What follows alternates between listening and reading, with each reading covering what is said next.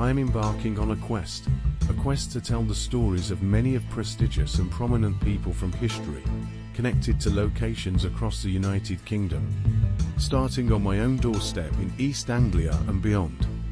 What fascinating stories will I unearth? Join me for a knowledge of a long-distance past. In today's episode, we will be embarking on a tale of someone whom rose to become one of the most powerful people in Great Britain, only to face a sudden downfall. Some say he is the son of the town of Ipswich and the most influential individual born of the town. Born in the March of 1473 to Robert Wolsey of Ipswich and his wife, Joan Dondy. At the time his parents lived in an inn near St Mary at the Elms Church, but when Thomas was very young, they moved to a new property near to St Nicholas Church, which today is close to the Willis Building. His father, Robert Wolsey, was a local businessman who had several jobs, including as a butcher and an innkeeper. He was fined several times by the local courts for different petty crimes, including serving unwholesome pies and running a disorderly inn. Thomas' mother was Joan Dondy. She came from a wealthy family of merchant traders in Suffolk. Her brother Edmund Dondy helped to pay for Thomas' school fees and for him to attend Oxford University. Edmund Dondy, by 1468, the 6th of May 1515, of Ipswich, Suffolk, was an English politician and Ipswich merchant.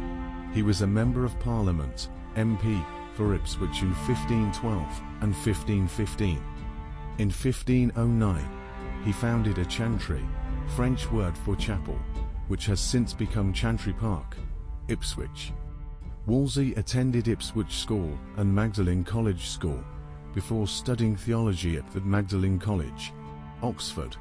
On the 10th of March 1498, he was ordained as a priest in Marlborough, Wiltshire, and remained in Oxford, first as the Master of Magdalen College School, and soon the Dean of Divinity. From 1500 to 1509, Wolsey held a living as rector of St Mary's Church, Lymington, in Somerset, so he certainly moved about a lot throughout his youth. In 1502, he became a chaplain to Henry Dean, Archbishop of Canterbury, who died the following year.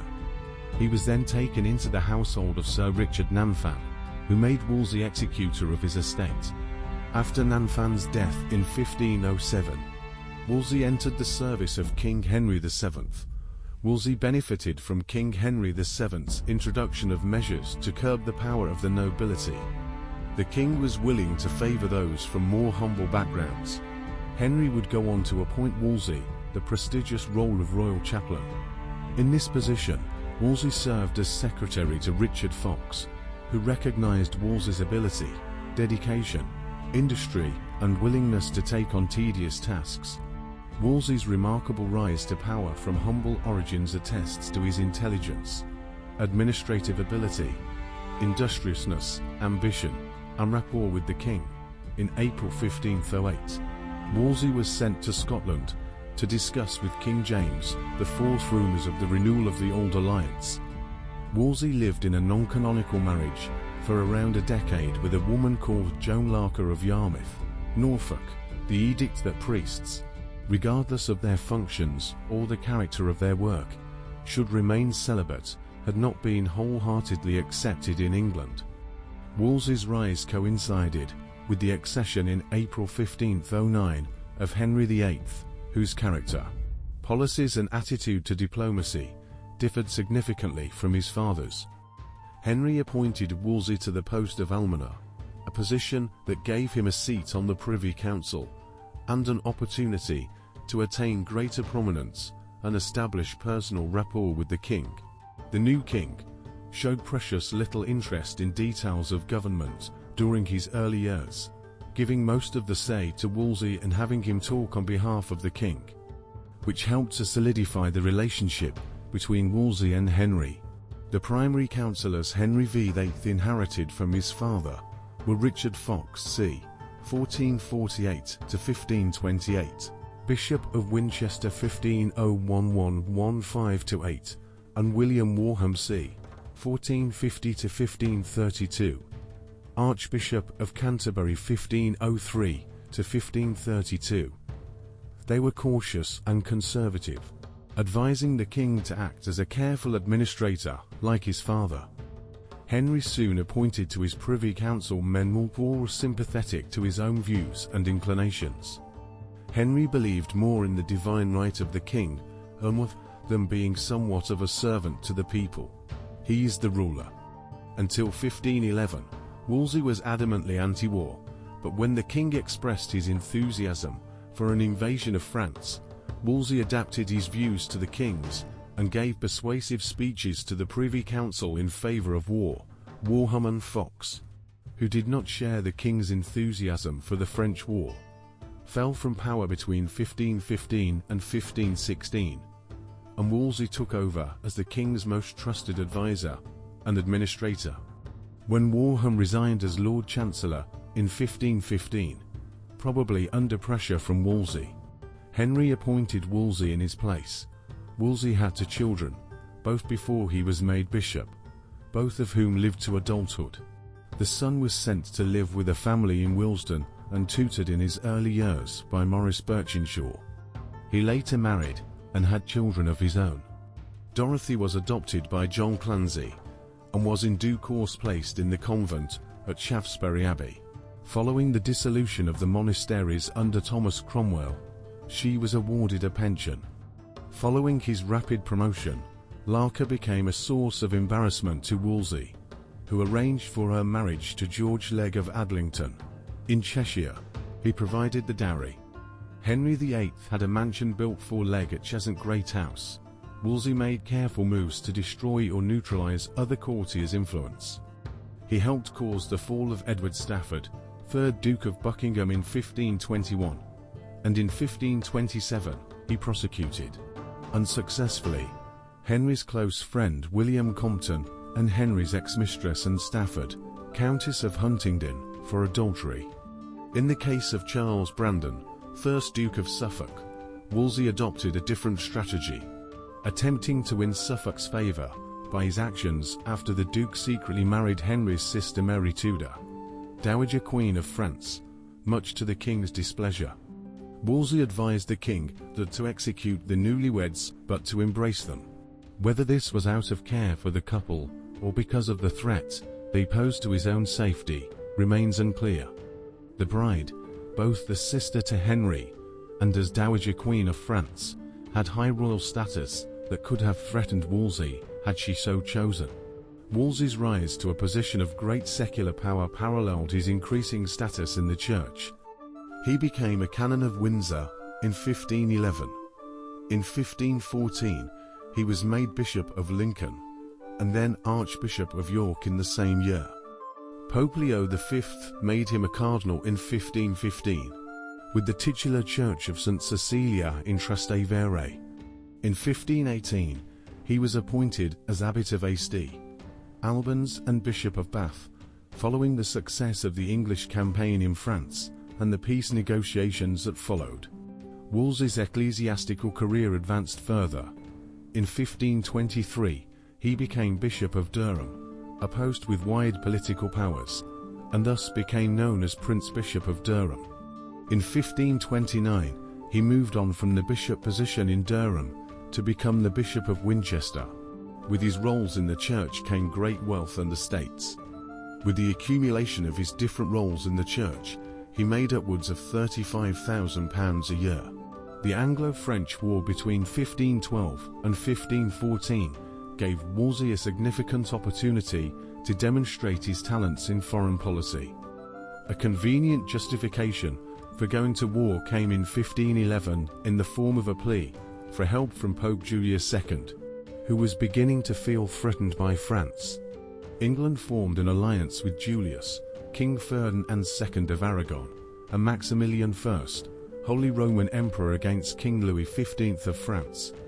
The first English campaign against France proved unsuccessful, partly due to the unreliability of the alliance with Ferdinand. Henry learned from the mistakes of the campaign and in 1513, still with papal support, launched a joint attack on France with Maximilian. successfully capturing two French cities and causing the French to retreat.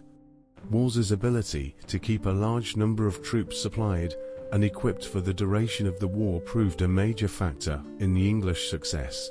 He also had a key role negotiating the Anglo-French Treaty of the 7th of August 1514, which secured a temporary peace between the two nations.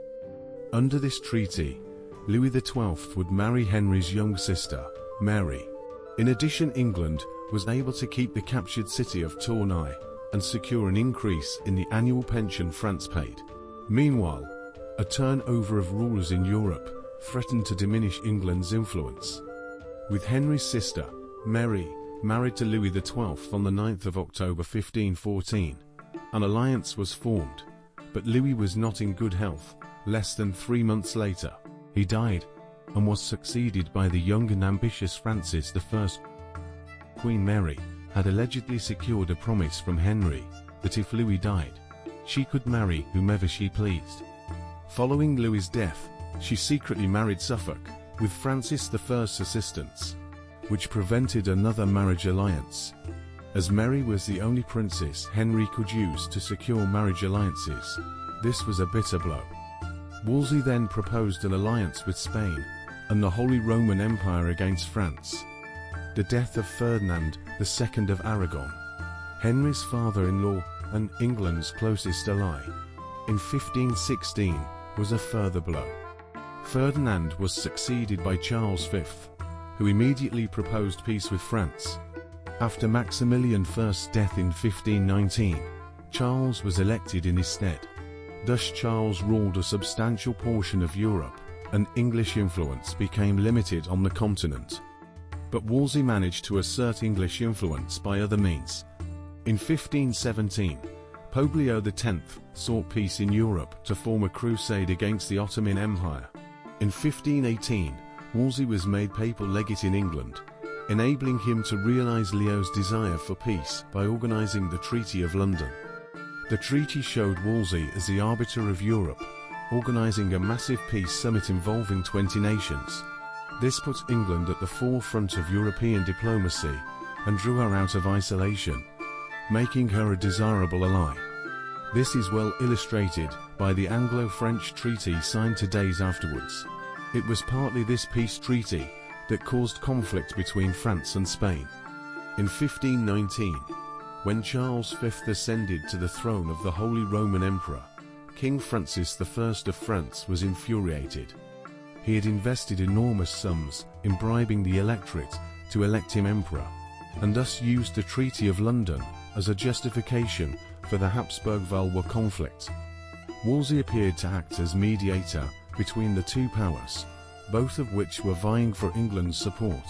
Another of Wolsey's diplomatic triumphs was the Field of the Cloth of Gold in 1520. Wolsey organized much of this grandiose meeting between Francis I and Henry VIII, accompanied by 5,000 followers, and involving court activities more than military discussion, though it seemed to open the door to peaceful negotiations with France if the king wished. It was also a chance for a lavish display of English wealth and power before the rest of Europe, through flamboyant celebrations and events such as jousting, with the two kings competing, though not against each other, with France and Spain vying for England's allegiance. Wolsey could choose the ally that better suited his policies. Wolsey chose Charles mainly because England's economy would suffer from the loss of the lucrative cloth trade industry between England and the Netherlands had France been chosen instead. Under Wolsey's guidance, Europe's chief nations sought to outlaw war among Christian nations. The Treaty of London is often regarded as Wolsey's finest moment, but it was abandoned within a year. Wolsey developed links with Charles in 1520 at the Field of the Cloth of Gold. At the Calais Conference, Wolsey signed the secret Treaty of Bruges 1521 with Charles V, stating that England would join Spain in a war against France if France refused to sign the peace treaty, and ignored the Anglo-French Treaty of 1518. Wolsey's relationship with Rome was also ambivalent. Despite his links to the papacy, Wolsey was strictly Henry's servant. Though the Treaty of London was an elaboration on Pope Leo's ambitions for European peace. It was seen in Rome as a vain attempt by England to assert her influence over Europe and steal some papal thunder. Furthermore, Wolsey's peace initiatives prevented a crusade to the Holy Land, which was the catalyst for the Pope's desire for European peace. Cardinal Lorenzo Campeggio, who represented the Pope at the Treaty of London, was kept waiting for many months in Calais before being allowed to cross the Channel and join the festivities in London, in what may have been a display by Wolsey of his independence of Rome. An alternative hypothesis is that Campeggio was kept waiting until Wolsey received his legacy, thus asserting Wolsey's attachment to Rome. Though the English gain from the wars of 1522 to 23 was minimal, their contribution certainly aided Charles V in his defeat of the French, particularly in 1525 at the Battle of Pavia, where Charles's army captured Francis I. Henry then felt there was a realistic opportunity for him to seize the French crown, to which the kings of England had long laid claim. Parliament, however, refused to raise taxes. This led Wolsey to devise the amicable grant, which was met with even more hostility, and ultimately led to his downfall. In 1525, after Charles had abandoned England as an ally, Wolsey began to negotiate with France, and the Treaty of the Moor was signed during Francis I's captivity, with the regent of France's mother, Louise of Savoy. The closeness between England and Rome can be seen in the formulation of the League of Cognac in 1526, though England was not part of it. The League was organized in part by Wolsey with papal support. Wolsey's plan was that the League of Cognac, an alliance between France and some Italian states, would challenge Charles's League of Cambrai.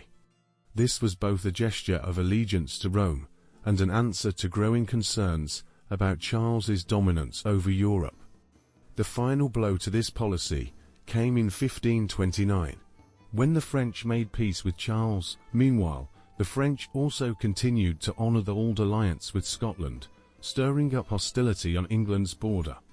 With peace between France and the Emperor, there was no one to free the Pope from Charles, who had effectively held Pope Clement VII captive since the sack of Rome in 1527.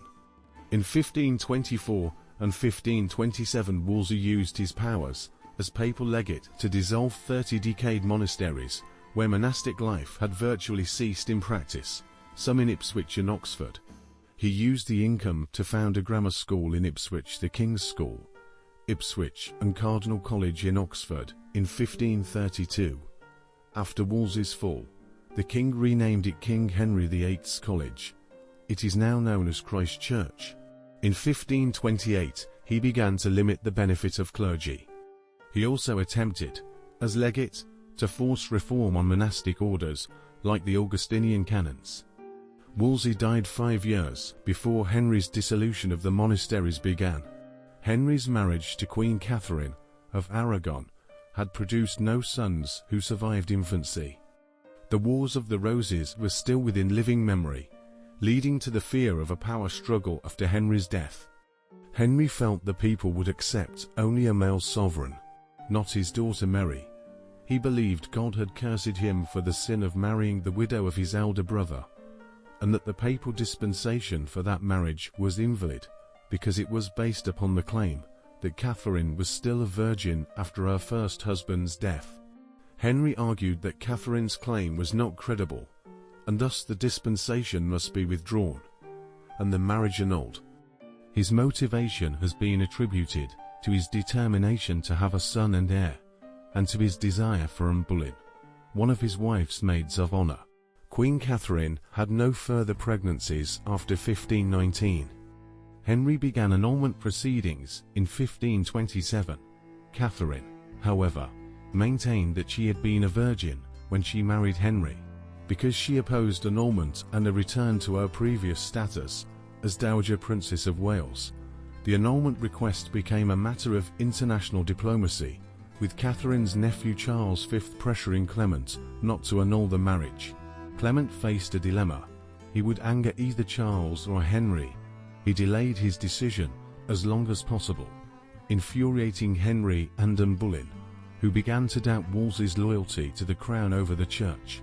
Wolsey appealed to Clement for an annulment on 3 fronts. First, he tried to convince the Pope that the dispensation was void, as the marriage clearly disobeyed instructions in the book of Leviticus. Second, Wolsey objected to the dispensation on technical grounds, claiming it was incorrectly worded. Shortly afterwards, a correctly worded version was found in Spain. Third, Wolsey wanted Clement to let the final decision be made in England, which, as papal legate, he would supervise. In 1528, Clement decided to allow papal legates to decide the outcome in England, Wolsey and Campeggio.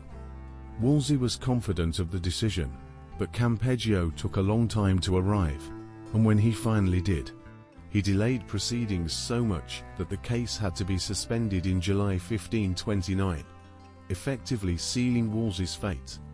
In spite of having many enemies, Wolsey retained Henry's confidence until Henry decided to seek an annulment of his marriage to Catherine of Aragon, so that he could marry Anne Boleyn. Wolsey would head to Rome to speak with the Pope. However, he would fail to secure the annulment, directly caused his downfall and arrest. It was rumoured that Anne Boleyn and her faction convinced Henry that Wolsey was deliberately slowing proceedings. As a result, he was arrested in 1529, and the Pope decided that the official decision should be made in Rome, not England. Hampton Court Palace. In 1529, Wolsey was stripped of his government office and property, including his magnificently expanded residence of Hampton Court, which Henry took to replace the Palace of Westminster as his own main London residence. Wolsey was permitted to remain Archbishop of York. He travelled to Yorkshire for the first time in his career, but at Colwood in Yorkshire, he was accused of treason and ordered to London by Henry Percy, 6th Earl of Northumberland. In great distress, he set out for the capital with his personal chaplain, Edmund Bonner. On leaving Colwood, he hit his head boarding a royal barge on the waterway at the foot of the Colwood Properties garden, as a result of which he died at Leicester on the 29th of November 1530, around the age of 57. Just before his death, he reputedly spoke these words: "I see the matter against me how it is framed. But if I had served God as diligently as I have done the king, he would not have given me over in my grey hairs." Cardinal Wolsey's legacy lives on today. It is thought that the nursery rhyme, Old Mother Hubbard, talks about the proceedings of Wolsey and Henry VIII, with Wolsey being Old Mother Hubbard and the dog being Henry. Cardinal College was Thomas Wolsey's intended legacy for Ipswich. The plan was grand in scale, the college buildings of Oxford and Cambridge. The school was intended to be for students who would go on to university at Cardinal College, Oxford, which today is Christ Church College. Several monasteries had to be closed to clear the site for the college, and money from local churches was used to help fund the construction. The foundation stone was laid on the 20th of June, 1528. As well as directing the design of the college, Wolsey selected the textbook, which would be used for teaching. He wrote an introduction to the book saying that the teachers had to be good quality, and that physical punishment was not allowed. When Wolsey fell from grace, King Henry cancelled construction of the college while it was still being built. Much of the impressive white stone and high-quality building materials were removed and used in the construction of the Palace of Whitehall in London. The college site extended from St. Peter's Dock to Silent Street. The water gate for the college, or Wolsey's Gate, remains next to St. Peter's Church, which was the college chapel.